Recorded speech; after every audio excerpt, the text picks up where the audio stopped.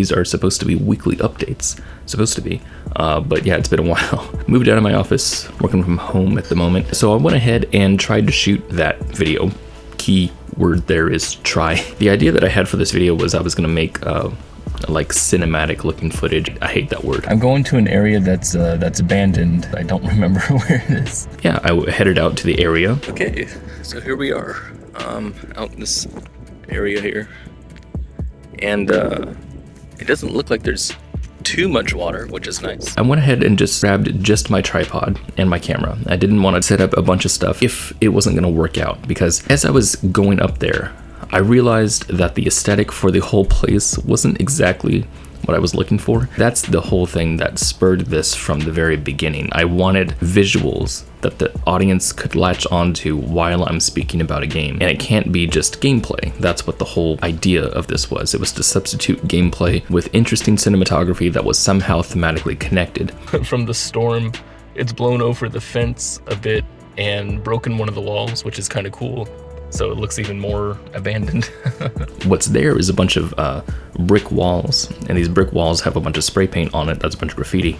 The visuals of this graffiti does not match the game whatsoever. While it's funny, it's not something that I want to show really high quality looking shots, cinematic shots of. I don't want to see like slider shot of a big penis, right? I don't want to see slider shots of saying F your mother or something like that. I wanted a different environment. I know I'm being really particular when it comes to this kind of stuff, but that is what I want to do. And I was there with these shots and I kept trying to frame out the walls, and it sucks because like the walls are the most interesting part of this whole area, and the structure itself is also much more urban, where Sagebrush takes place in an abandoned ranch. So that was a bust for that day. I do have two other locations that I think are aesthetically pleasing. I'm gonna check those out. I'm gonna see if I can shoot that stuff soon. I have a new goal for Games Over Coffee. The goal is actually the same. It's been the same since the very beginning, but I never made it, I don't know, official until now. I wanted to write down the stuff that I felt like was important. And so what I ended up writing was empathy-focused game design. And that's what I want my thing to be. You can see my website now has that as the heading. It's empathy-focused game design. It's the thing that I feel closest to when it comes to game design. And it's the thing that I want to look more into. And it's the reason why I'm making a game myself, is because I want to grow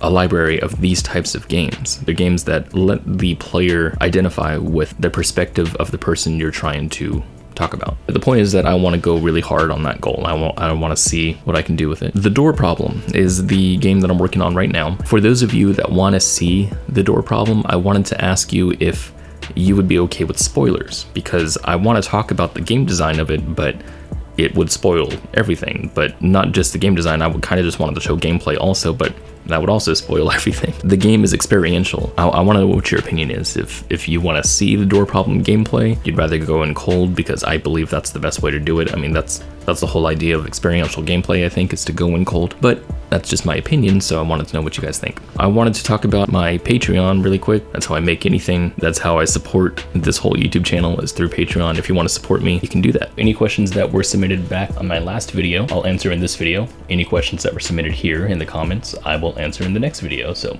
feel free to ask me any questions, or Joe, who is not here at the moment. He's put away at the moment, but he'll be back. Since you're not into coding, what are your thoughts on ChatGPT writing code for game development? I really like the idea of ChatGPT. I've used it before, and I did write some code with it. I even tried this number. I tried just asking it to write a first-person shooter thing just to try it out, just to see what would happen if I just went back and forth. If this was when I was first doing games, I probably would get a lot of mileage out of it, and I think it would help a whole lot in trying to figure out certain things, because you can ask ChatGPT based on your like code why they didn't work. Like this one right here, I put in a first-person shooter script thing, and then asked, hey, why didn't it work? And the first thing it said was, maybe you didn't put in the character controller. And I was like, duh, fucking character controller, of course, that makes sense. It would take so long to get that kind of feedback from forums, not to mention you have to go through insults first before you get to the actual information. It's really nice that ChatGPT does that, so I really like that. If it was made a little more streamlined in the idea that it was connected straight to Unity, but if someone made some sort of plugin maybe for Unity, that would be really interesting, and so I'm definitely open to it. I love that idea so much. So ET had a second question. He said, how would you react if someone created an AI that could generate YouTube videos? How about that? Games over coffee. What is this? Please do not touch the camera.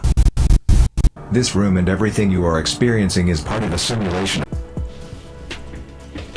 In the real world, if someone had created an AI that could create YouTube videos, that would be amazing. There's already a person who does this kind of stuff on TikTok and utilizes a bunch of different types of AI, one to create an avatar, one to create a voice, and then one to create a dialogue, and basically just makes entire videos based on that information. And it's great.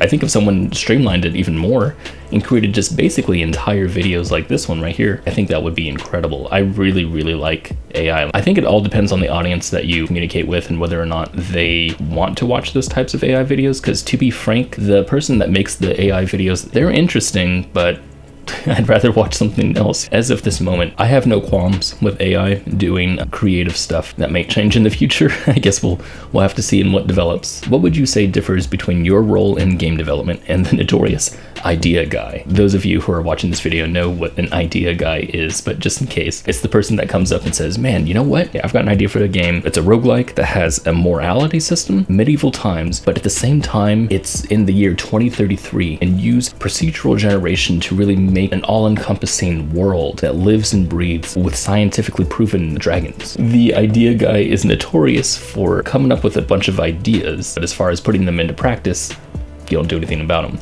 Now, there's a fine line, I think, between the idea guy and a designer, and that's in any field of study. Designers always are idea people. What makes them different from the regular idea guy, they can create certain things that turn those ideas into something. For example, if you have an idea for how to build a house, you might put that idea into a blueprint. If you have an idea for a television series, you can write the script. If you have an idea for a game, you can make a game design document. The quote-unquote minor details about how they would work, I have all that stuff written down. It's the same reason why anybody would make a shot list, you know, if you're a cinematographer. What makes the difference between an idea guy and a designer, I think the idea of a planned execution. Because planning and execution is no different than having the idea, except it's on paper.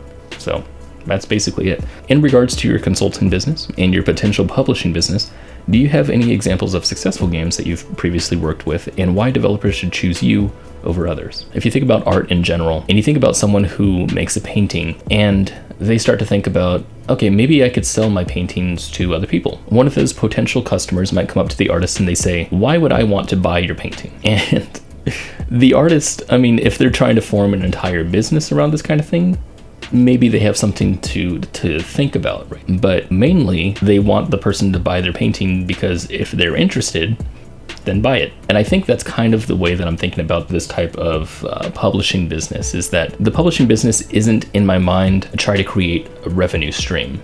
I know that sounds weird because it has the word business in it. Maybe collective is a better word, or group or something like that. But the reason why I think about Games Over Coffee being a future publisher is because I want to act as a curator to show people these are the types of games that Games Over Coffee considers a empathy-driven game. As for a publishing business, maybe that's not what it is, but that is what I think about when I think about that kind of curation in order for people to understand what kind of game that they're getting. The consulting business is a little bit different. The consulting business is more about me providing people feedback that I believe is valuable. It's really difficult for me to say why I'm so badass. I can't really do it. I need really a business partner to telling people why they need my help. And I'm still in the process of trying to do this marketing thing because it's really difficult for me to say, you need what I give you.